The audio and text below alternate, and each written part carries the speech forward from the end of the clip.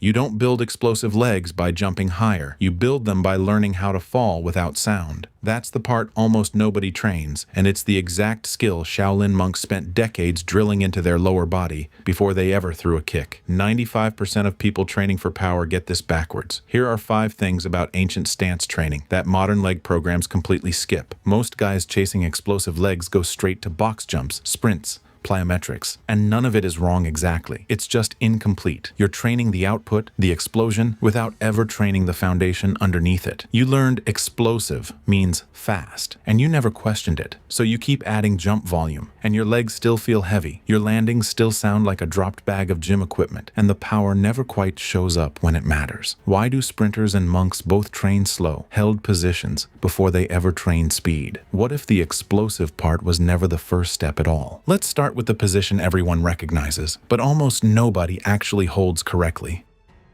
The horse stance, Mabu. You've seen it in every kung fu movie. Feet wide, knees bent, back straight, looking almost passive. Most people assume it's a beginner drill, something you outgrow once you're strong enough. That assumption is exactly backwards. The mechanism is simple once you feel it. Dropping into a stance around 90 to 100 degrees at the knee puts your quadriceps and glutes into their highest sustained activation range, the same joint angle sports scientists commonly point to when measuring peak muscle recruitment under isometric load. Hold that position for minutes instead of seconds, and you're not doing a warm-up. You're doing loaded tendon conditioning that a 2-second squat rep can't replicate. Skip this and your legs stay strong in short bursts, but fatigue fast under sustained demand, which is exactly when fights, sprints, and real athletic movements actually happen. The fix is brutally simple. Hold a proper horse stance, thighs close to parallel, spine stacked until your legs genuinely shake. Then hold 10 seconds longer. The bonus payoff is bigger than leg strength. That sustained burn builds the same mental discipline monks trained for hours of meditation, the ability to stay calm while your body screams to quit. Here's where it gets more interesting, because holding a stance is only half the system. This next one is where most modern athletes lose all their silence. Traditional training doesn't just hold stances, it moves between them.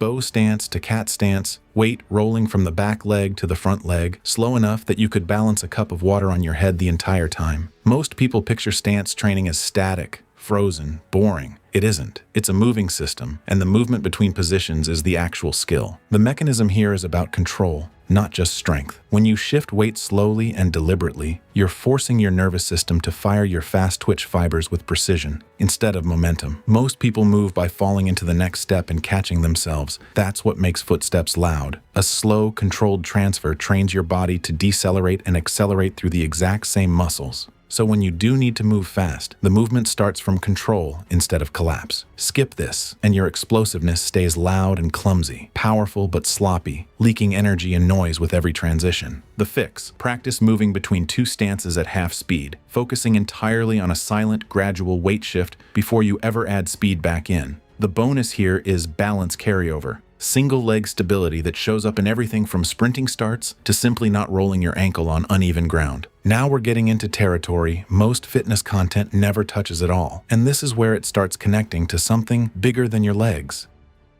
Traditional stance training is never separated from breath. Most people treat breathing as background noise, something your body just handles while you focus on the muscles doing the real work. Monks train the opposite way. The breath is the work. Here's the mechanism. Translated simply, a controlled exhale during a deep stance hold increases pressure through your core, which stabilizes your pelvis and spine, and a stable pelvis means more of the force your legs generate actually transfers into movement instead of leaking out through a wobbling torso. Without that breath control, your legs can be strong and your power still won't translate cleanly because the connection between your upper and lower body is loose. Over time, that disconnect is exactly why powerful-looking lifters can still look clumsy and heavy-footed in real movement. The fix: during every stance hold, breathe low into your stomach, exhale slow and controlled through the hardest part of the hold, and feel your core brace as you do it. The bonus payoff: that same breath brace pattern instantly improves control in squats, deadlifts, or any lift where your legs and core need to work as one unit. This next one might be the most important thing in this video because it directly contradicts how almost everyone builds power today.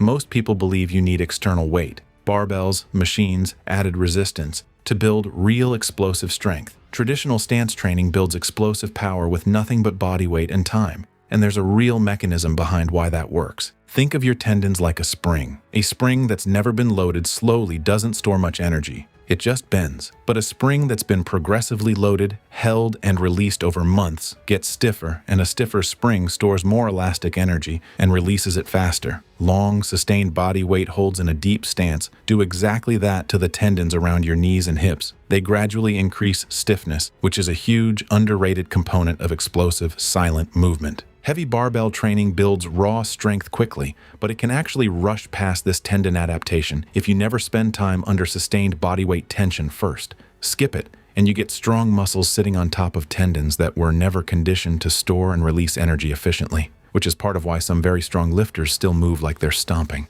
The fix: before adding jump training or heavy loaded work, spend real time, weeks, not days, in deep, sustained bodyweight stance holds and slow transitions. The bonus: tendon conditioning like this tends to protect your joints for years, not just build strength for a season.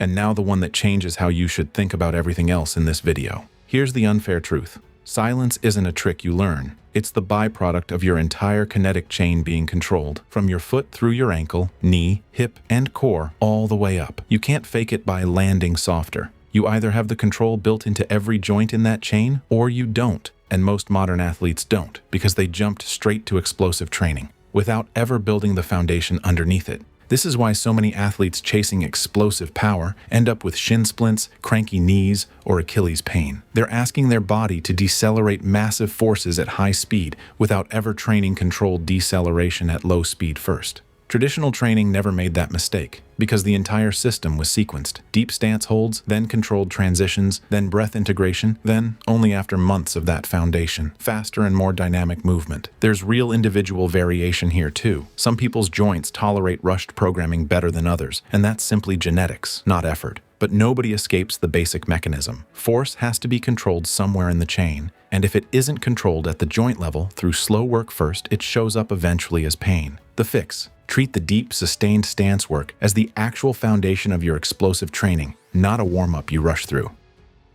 Build weeks of controlled, quiet, deep stance work before you load in jumps and sprints. The bonus payoff is the biggest one in this entire video: explosive power that doesn't break down in your 30s, 40s, or beyond. The same kind monks in their 60s and 70s still demonstrate. Here's the whole thing. In 10 seconds, deep stance holds for tendon and muscle conditioning, slow, controlled transitions between stances for silent weight transfer, breath and core bracing to connect upper and lower body, body weight time under tension before you add external load, deceleration control built first, explosion added second. 2 weeks of daily stance holds, 2 weeks of slow transitions layered in. Then, and only then, start adding your jumps and sprints on top. Try holding a deep stance for 60 seconds right now, focus on your breath, and notice how much quieter your next step feels.